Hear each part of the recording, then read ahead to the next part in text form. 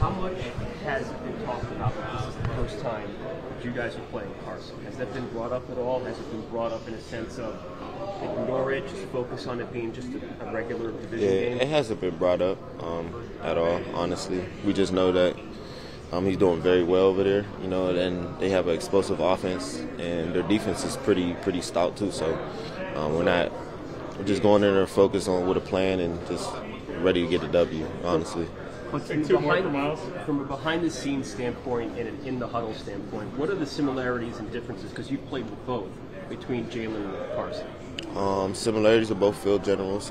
They very well on how they control the game. They both control the game very well. Differences, just personality, What's the benefit of tempo? Say that again. What's the benefit of tempo for you guys? Having the defense exhausted, us being conditioned, and just looking at the defense's faces, knowing that they're tired, just knowing that we can literally do any type of play. When you're tired, it's hard to think out there, especially when it's NFL full speed and the way we go. We don't give you a chance to. We try not to give you a chance to think or catch your breath or anything. So just trying to keep that pedal going, and it's definitely an advantage for us. Is something you like, I imagine? Yeah, sometimes. Yeah. All cylinders, so you can never take that for granted because of who you have or what you have going on talent-wise. You got to treat every opponent the same. But I definitely do think that it does cause, when they do see who we have and the things that we're doing on film, I do think that it causes, a difficulty or some type of, worry about how they're going to defend our D-line. Thanks so much. Haason, I know you grew up an Eagles fan, so obviously you know all about these NFC East divisional rivalries. To now be partaking in one, but in midnight green, how extra hype? What kind of layer does that add for you, if any at all? I'm kind of through with the hype now, especially after playing Monday night football here and just seeing how electrifying the fans was. Crazy, atmosphere was crazy. Definitely hope every home game is like the atmosphere was crazy. Fans came out to show love. They did their thing. But I'm kind of pretty much done with that. You know what I'm saying? It's here. The season's underway. We about to go on week 3. Man, the only thing I'm focused on is just football. We know that you like to get after the quarterback. Obviously, there's a lot of talk about getting after this specific quarterback. Do you use that as motivation? Do you prefer to block it out? What's your approach to this specific week when there's so many storylines? I'm taking it that every opponent is the same. I'm not going to say every opponent is the same, but the way I approach every opponent is the same. Doesn't matter who's the quarterback. Just because Haason is the quarterback for the Commanders, it's not going to make this game any more special or less special. It's another opportunity for us to go out on the field and just show who we are. When you're watching tape on him through 2 games, what have you seen? Obviously, when he was here, he's transitioned a little bit to a different type of quarterback. Yeah, Haason, he still has the strong arm. You know what I'm saying? He still could make the plays downfield, and not only that, even just watching him scramble, he's still running around. And when he's getting past the line of scrimmage, still making guys miss. So he's still got the arm and still got his legs, which makes him a threat because it's almost like it's a dual quarterback situation. So just got to be very detailed and contain him in the pocket as much as we can. When Nick Sirianni spoke yesterday, he said that the Eagles benefit from having a lot of guys in the building who have the history with him, who have that inside intel on him. Does that help you guys at all? Do you discuss that in a different way when people have firsthand experience practicing against them? Definitely. That's a lot of, we've been talking about his tendencies, things that he does really well, and how we going to, what's our plan to control it, to stop it as much as we can. But it does help out because it makes it easy to ask somebody like BG, hey, BG, what you think about, or what would you do in this situation, depending on what we're seeing on film, and BG can give me an answer based off of the things that he knows about Haason. So I know you said that you're past the hype of everything after Monday night, but I do want to revisit that. To play your first game as an Eagle at home on Monday Night Football with that environment, that type of dominant performance, did that live up to your childhood dreams of what it might be? It was more than what it was everything. I'm not gonna lie, it was everything that I thought it was going to be. I knew the crowd. I know the fans. I know the crowd.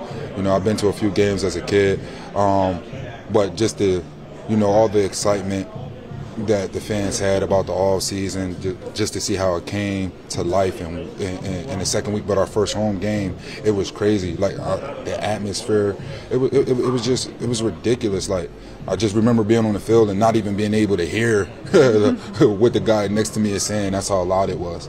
When did you allow it to kind of sink in, especially playing in front of seeing James Harden up on the screen, Bryce Harper up on the screen, Bradley Cooper, Questlove up on the screen? When did you let the enormity of that moment kind of sink in with you? Like when you say sink in, do you mean like when was I done with that moment? Like when did you really feel it at its most? When did I feel it at its most? I want to say probably.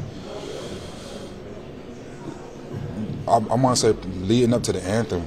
You know, leading up to the anthem, I felt it. You could feel it, like even without much happening, you could just feel the energy. And then I want to say probably again once the crowd started doing the skull check, you know, like just having the whole stadium. It was like they planned it. You know what I'm saying? It was like they got together and rehearsed it. But to have the whole stadium doing the skull chant, and that's when I was like, I was looking at all the people, all the hands in the air, and I'm like, wow, this is crazy. I hadn't been in a football atmosphere like that in a long time. Maybe it's secret community meetings. The second half, I feel like the first half we performed well. Then the second half we had times where we could have put the game away earlier than what we did, and I think that's really what he was talking about, just finishing strong.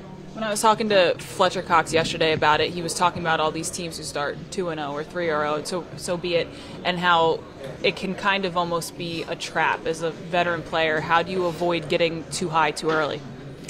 We got a coach that's pretty tough on us, Stoutland, so you get screamed at a lot, so I mean your focus gets pretty narrow just on our assignment. So no, I mean when you play for a while, you realize there's a lot of ups and downs in the league. You can't get too high. I mean it's just about the next opponent, especially a division opponent. You can't take anybody lightly. So the next game is the biggest game. I know defensively the front four have plenty of experience practicing against Carson, but do any of them come to you and ask about tendencies or movements that you notice playing in front of them? I'll just say go get after him. No, not really. I mean, my job's the same. They've played against him for a number of years, so they know just through practice kind of what he's like, and obviously through games. Wayne, what does dog mentality mean to you guys? Just have a short-term memory, and that's what it goes. If you have a good play, go to the next play. If you have a bad play, next play. It's just all about the, next game up, next play up mentality, and that's really what it's about. You're not going to be on the field at the same time as him, but is there anything extra this game because you're facing Carson? Not really. I'm not blocking Carson. I'm blocking Montez Sweat and some of the other guys. So if I was a defensive player, it might be different. Do you get the sense, though, that there's a little bit extra for some guys in the locker room here because it's the first time you guys are facing Wentz? No, I just think it'd be a good storyline. That's what I think. It'd be good for y'all to write about. But it's just another game for me. Lane, for some of these younger guys that may not have been in an NFC East game, how would you describe it to them? It always seems to be a dogfight no matter what records are or anything like that. I just wouldn't get too caught up in what it is and what it's not. I mean, it's a football game. You got 60 minutes to go play. Don't make it more than what it is. And I'd say that. I mean, really, just football in general, I think we get caught up a lot in the hype and stuff and expectations. And when you do that, you can lose focus and not perform up to your standard. Lane, what is Washington like up front? They're very good. Montez Sweat, I feel like he's a little bit bigger this year.